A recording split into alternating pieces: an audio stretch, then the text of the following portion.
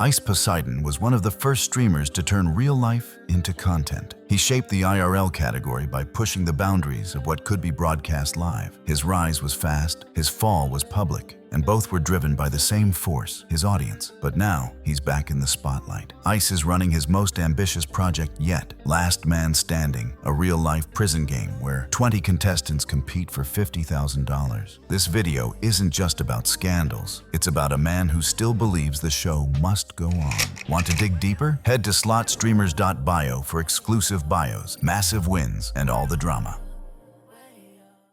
Paul Danino was born on September 29, 1994, in Palm Beach, Florida. He didn't grow up with fame or attention, and for a while, he didn't seek it. Before streaming, he worked regular jobs at a restaurant and briefly in finance, while spending most of his time online. It was gaming, particularly RuneScape, that offered him both an outlet and a growing sense of identity. He chose the name Ice Poseidon randomly, combining words he thought sounded cool. What started as a hobby would evolve into a full-time obsession with broadcasting every part of his life. His early Twitch streams were mostly centered around RuneScape, but it wasn't the gameplay that drew attention. It was his unpredictable personality. He would engage with viewers directly, let them troll him, and create a chaotic atmosphere that blurred the line between entertainment and instability. As his audience grew, so did the intensity of the streams. When he pivoted to IRL content in 2016, it was clear he had found something more powerful than traditional gaming: live, unscripted reality. Ice Poseidon's IRL streams pushed boundaries quickly. He walked through cities with a selfie stick, letting fans call him, prank him, or even track his location. The more unpredictable things got, the more viewers tuned in, but it wasn't just a spectacle, it was pioneering. He essentially invented the IRL genre on Twitch, building a parasocial empire in which viewers felt like participants. He didn't just talk to the chat, he let the chat control the stream. That level of interactivity made him wildly popular and incredibly vulnerable. The turning point came in March 2017 when he was swatted at an airport. After a viewer called in a false bomb threat under his name, he was pulled off a plane and later banned from Twitch. The platform's decision was final. Ice Poseidon lost his main streaming home overnight. But instead of retreating, he moved to YouTube and promised to go even further. The chaos wasn't over, it was just beginning. After being banned from Twitch, Ice Poseidon saw an opportunity. YouTube gave him more freedom, and without platform restrictions, he began building something larger than a solo stream. He launched what became known as the CX Network, a loosely connected group of IRL streamers operating under his banner. These creators weren't employees or partners in the formal sense. They were mostly young, hungry, and willing to do anything for attention. Ice gave them visibility. In return, they filled his network with constant content. On the surface, it looked like a new kind of entertainment collective. In reality, it was something far less organized and far more volatile. Streamers would live in the same house and broadcast everything. Ice wasn't just the face of the operation.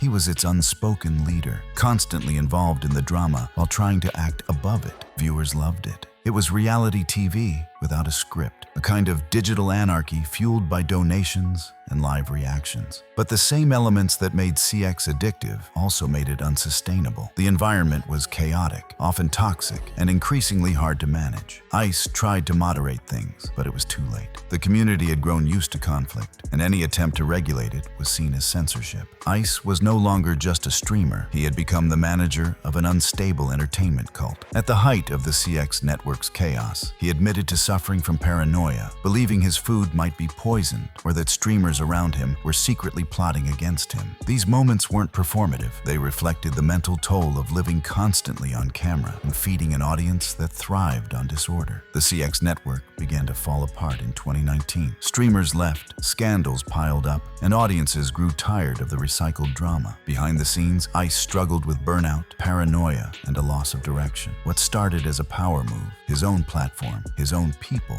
ended with everything fracturing around him. But the biggest collapse was still ahead. CX was chaotic, but it wasn't criminal. His next move would cross that line.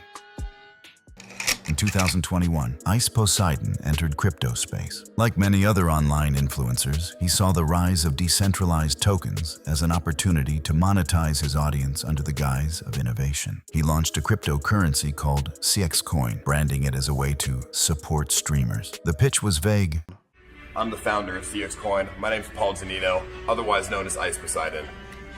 and I decided to make a community-driven token. But the marketing was effective. With Ice's name attached, the project quickly raised over $500,000 in initial investment from his followers. Just weeks after the coin launched, wallets associated with Ice withdrew a large portion of the funds. Ice later admitted, in a recorded conversation, obtained and released by YouTuber CoffeeZilla, that he had taken around $300,000 from the project. I don't know why you're acting like it has to end with like you being the bad guy here. That's not what I'm trying to do at all. I'm trying to like get you to return the money because it's 100% still. If you want the answer, yeah, I could give the money back. It is within my power, but I'm gonna look out for myself and not do that. I don't like know what else to say. That's just the most honest answer. The statement turned an already suspicious project into a confirmed scam. The evidence wasn't circumstantial. It came directly from him. The backlash was immediate. Even longtime fans turned against him,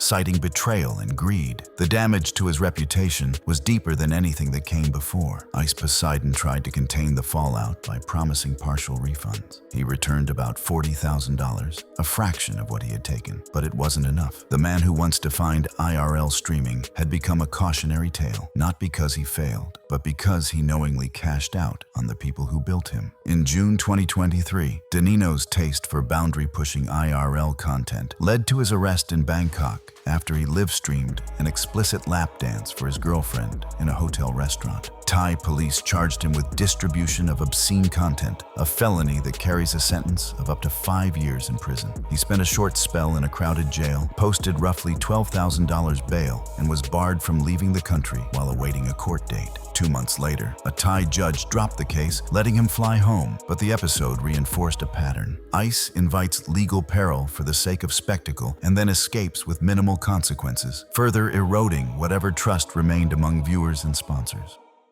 In 2024, after years of relative silence and damaged reputation, Ice Poseidon launched his most ambitious IRL project yet, Last Man Standing. The premise was simple but extreme. Put 20 contestants in a makeshift prison facility, isolate them from the outside world, and eliminate players one by one until only one remains. The winner takes home $50,000. The rules? No sleeping outside of designated hours, no violence, in theory, and constant surveillance. The setup was minimal but functional. The prison included bunk beds, metal toilets, cold showers, and a strict daily routine. Ice broadcasted the entire thing live across multiple platforms. It quickly became clear that the show wasn't just about outlasting others physically. It was about playing to the camera, creating moments, and generating drama. And drama came fast. Fights broke out within days. Ice himself appeared on site to moderate, adjust rules, or manipulate outcomes. The line between host and player blurred constantly. He encouraged alliances, staged competitions, and occasionally let the audience vote on punishments. It wasn't reality TV. It was chaos theater, fully monetized and fully live. Fans could bet on outcomes through crypto platforms, donate to trigger events, or sponsor specific players. It was part social experiment, part gambling arena. But Last Man Standing also raised ethical and logistical questions. Was it entertainment or exploitation? Were contestants fully informed and protected? Another flashpoint came with Ice's $25,000 paintball tournament, a self-styled Hunger Games, which ended in a chaotic final between Isai and Taemin. A dispute over the malfunctioning hit detection vests led to confusion about who had actually won. Isai was initially declared the winner, only for Ice to later reverse the outcome on social media, claiming Taemin had more remaining health points. Critics pointed to this as a sign of poor execution, faulty equipment, unclear rules, and last-minute decisions that undermined the credibility of the entire event. The finale exposed the limits of ambition when production can't keep up.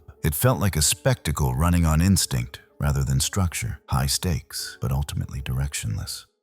Ice Poseidon was once at the center of online culture, but now he exists on its fringe. He still streams, still creates, still commands attention from a loyal niche, but the mainstream has moved on. Newer personalities have taken his blueprint, chaotic IRL streams, and built safer, more commercially viable empires. For them, Ice is a distant reference point, not a threat. His name rarely trends anymore. When it does, it's usually attached to controversy or retrospectives, not innovation. Yet in his isolation, there's a strange kind of consistency. He still believes in content as confrontation, in entertainment as endurance, but the internet around him has changed. Platforms are stricter, audiences are more critical, and consequences are harder to dodge. After incidents like his IRL behavior in Japan, many began comparing him to streamers like Johnny Somali, provocateurs chasing clout rather than content. Still, he retains institutional backing in places others wouldn't. Kick's CEO publicly defended him, calling him better than many current streamers, and he continues to promote stake, even if casino streams are no longer central to his brand. Last Man Standing isn't a comeback. It's a continuation of the same philosophy that built his fame and broke it. Whether that's resilience or denial is something only time will answer.